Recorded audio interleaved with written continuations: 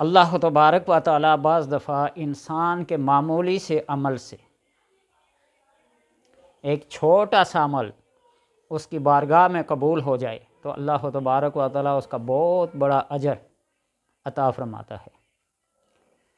حضرت عمر رضی اللہ تعالیٰ عنہ کا فرمان ہے کہ اگر مجھے یہ پتہ چل جائے کہ ایک ذرہ نیکی اللہ تبارک و تعالیٰ نے میری قبول کر لی تو میں باقی عمر کے لیے نیکیاں کرنا ہی چھوڑ دوں، اس لیے کہ ان اللہ لا یضیع اجر المحسنین، اللہ احسان کرنے والوں کے احسان کو، اس کی نیکی کو، اس کے اجر کو ضائع نہیں کرتا۔ ملکہ زبیدہ ایک نیک پرہیزگار خاتون تھی، اولیاء کرام کے ساتھ، دینداروں کے ساتھ اور اللہ کے مقرب اور بزرگان دین کے ساتھ اس کا بڑا لگاؤ اور بڑی عقیدت تھی، اور نہر زبیدہ جیسی عظیم ایک شاہکار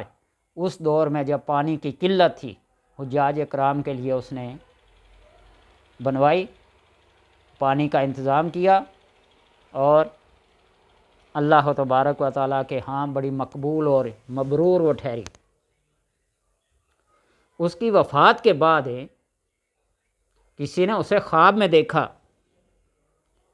تو اس نے پوچھا کہ زبیدہ، اللہ تبارک و تعالیٰ نے تمہارے ساتھ کیا معاملہ کیا ہے؟ تو اس نے کہا کہ اللہ نے مجھ سے پوچھا کہ تو میرے ہاں کون سا عمل لائی ہے، تو میں نے اس نہر کا ذکر کیا جو حجاج کرام کے لیے کھدوائی گئی تھی، بنوائی گئی تھی، پانی کا انتظام کیا گیا۔ تو اللہ تبارک و تعالیٰ نے فرمایا یہ تو تم نے بیت المال سے، حکومت کے خزانے سے، حکومت سے پیسے خرچ کیے نا، اپنی طرف سے کیا کیا؟ کہنے لگی میں لاجواب ہو گئی کہ اب کون سا جواب دوں کہ میں اللہ کے ہاں کون سی مقبول، کون سی مبرور اور کون سی عظیم کام لے کر آئی ہوں۔ جب لاجواب ہو گئی تو اللہ تبارک و تعالیٰ نے مجھ پر اپنی انوار و تجلیات اور رحمتوں کا نزول فرمایا اور مجھے جنت عطا کی۔ میں نے پوچھا الہ العالمین، یہ کس عمل کی وجہ سے اور کس وجہ سے تو نے مجھے یہ عنایت کی؟ اب دیکھیے اتنے بڑے بڑے کام اس کے بارے میں اللہ تبارک و تعالیٰ نے نہیں پوچھا۔ اللہ تبارک و تعالیٰ نے ارشاد فرمایا کہ زبیدہ بات یہ ہے کہ ایک دن تیرے سامنے کھانا پڑا ہوا تھا، تو کھانا کھا رہی تھی، اتنے میں میری کبریائی کی صدا، آواز بلند ہوئی، اللہ اکبر اللہ اکبر اللہ اکبر اللہ اکبر، اذان ہو رہی تھی، اذان شروع ہوئی، تو وہ نوالا جو منہ میں ڈالنے والی تھی میرا نام سن کر اس نے اسے رکھ دیا اور اپنے سر کے دوپٹے کو، چادر کو ٹھیک کیا اور توجہ کے ساتھ اذان کو سنا۔ مجھے تمہاری یہ ادا بڑی پسند آئی کہ تو نے میرے نام کو سنا، اس کو اتنی تعظیم اور تکریم کی کہ تو نے اپنے اس نوالے کو رکھ دیا اور میرے نام کی آواز کو، صدا کو تو نے توجہ کے ساتھ سنا۔ تمہارا یہ عمل مجھے بہت زیادہ پسند آیا، تو اس عمل کے اجر و ثواب کے باعث یہ نعمتیں تمہیں دی ہیں جنت کی۔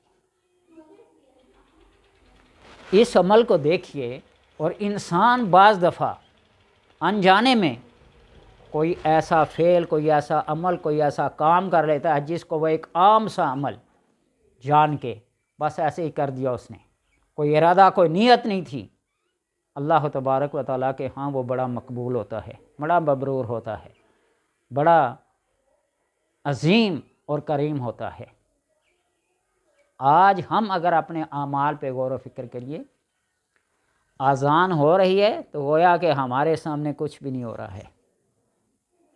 ہم اپنے ٹک ٹاک پہ، فیس بک پہ، یوٹیوب پہ، ٹویٹر پہ کسی نہ کسی کے ساتھ چیٹ کر رہے ہوں گے، مست ہو رہے ہوں گے، اس اذان کو وہ اہمیت اور وہ ترجیح نہیں دیتی جو دینی چاہیے تھی۔ کئی ایسے لوگوں کے احوال ہیں جنہوں نے اذان کی اس آواز کی پرواہ نہ کی اور اپنے کام میں مشغول رہے،